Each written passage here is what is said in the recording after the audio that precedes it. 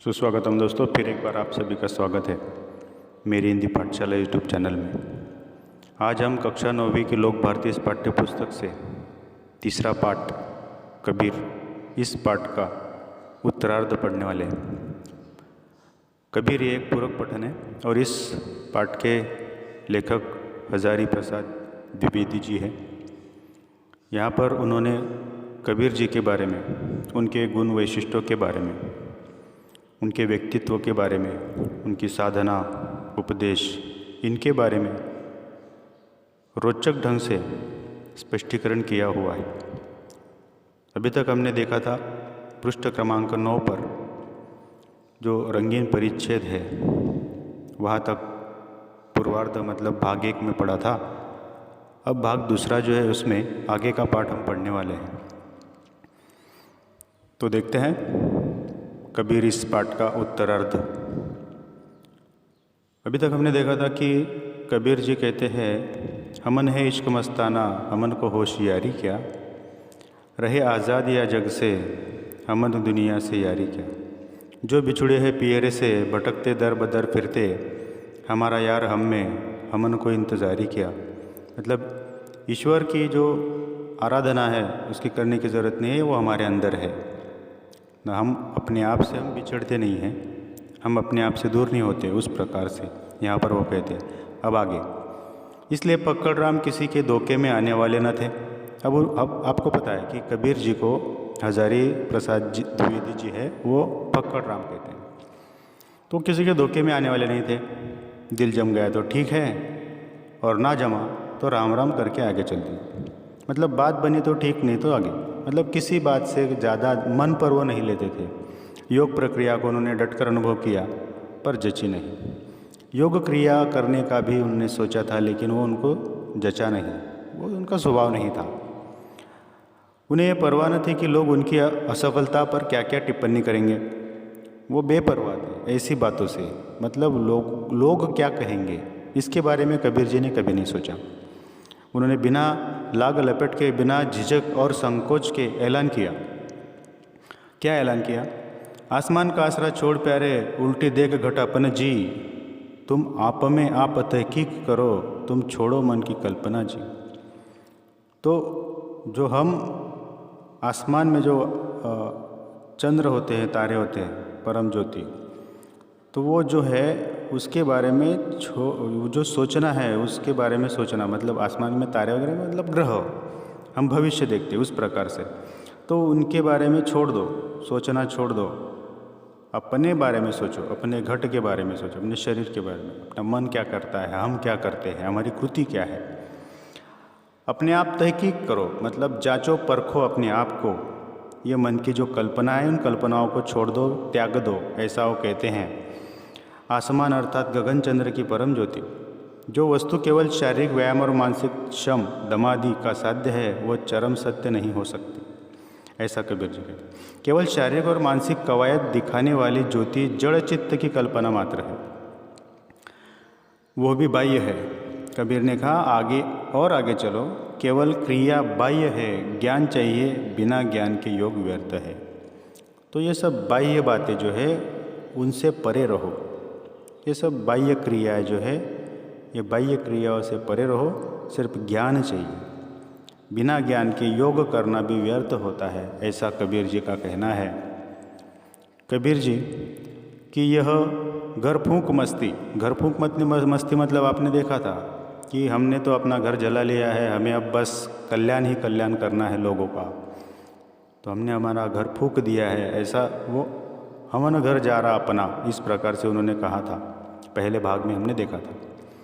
तो फक्कड़ना, लापरवाही और निर्मम अक्कड़ता उनके अखंड आत्मविश्वास का परिणाम था, अपने आप पर पूरा भरोसा।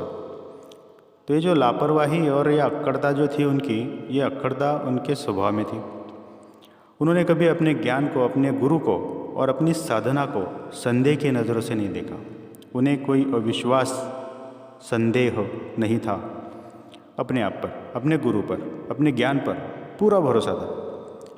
अपने प्रति उनका विश्वास कहीं भी डिगा नहीं। उनका जो विश्वास था अडिग था, अटल था, कहीं भी वो कम नहीं हुआ। कभी गलती महसूस हुई तो उन्होंने एक क्षण के लिए भी नहीं सोचा कि इस गलती के कारण वे स्वयं हो सकते हैं।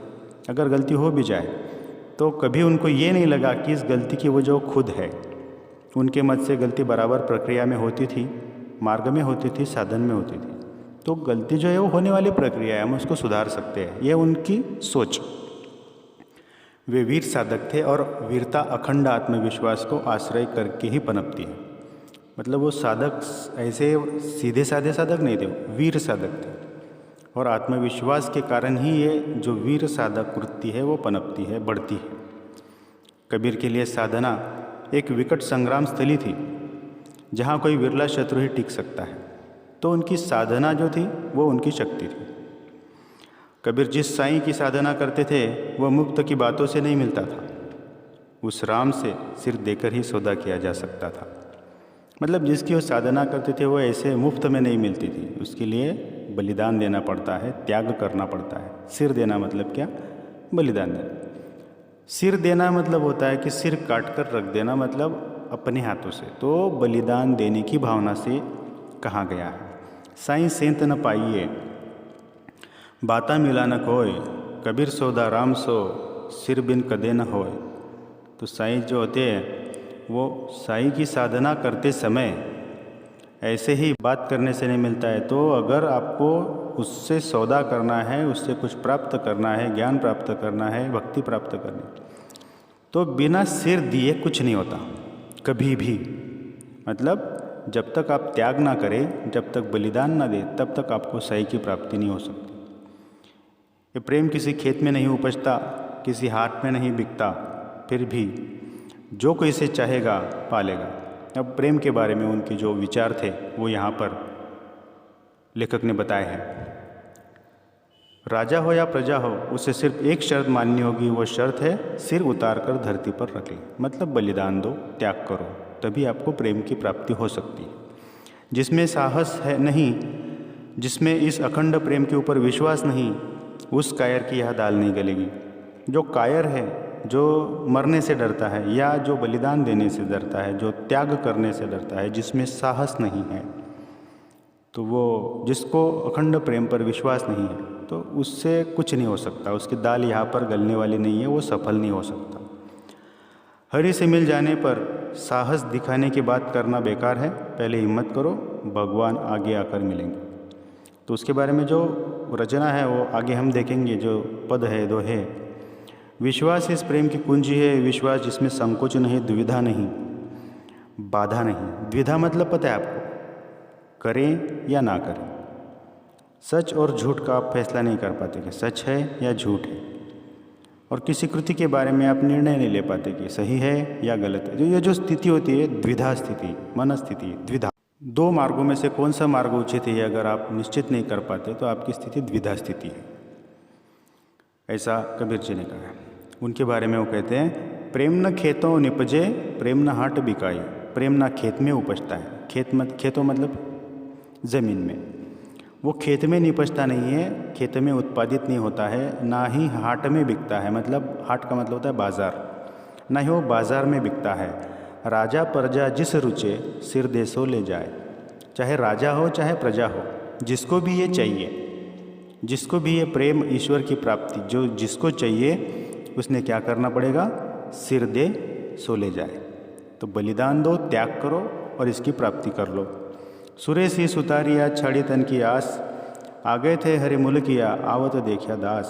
तो आगे कहते हैं कि जिसको भी ये चाहिए, जिसमें साहस है, जिसमें अपने आप पर विश्वास है, उसी को ये मिल सकता है। ये तन की आस छोड़कर हमें अपने मार्ग पर आगे बढ़ना पड़ेगा। जो कायर है उनका यहाँ पर कुछ भी नहीं हो सकता। और हरि मिल जाने पर जो साहस दिखाने की बात है वो बेकार है। पहले हिम्मत करो, फिर मतलब पहले कृति करो, फिर ईश्वर को प्राप्त करो।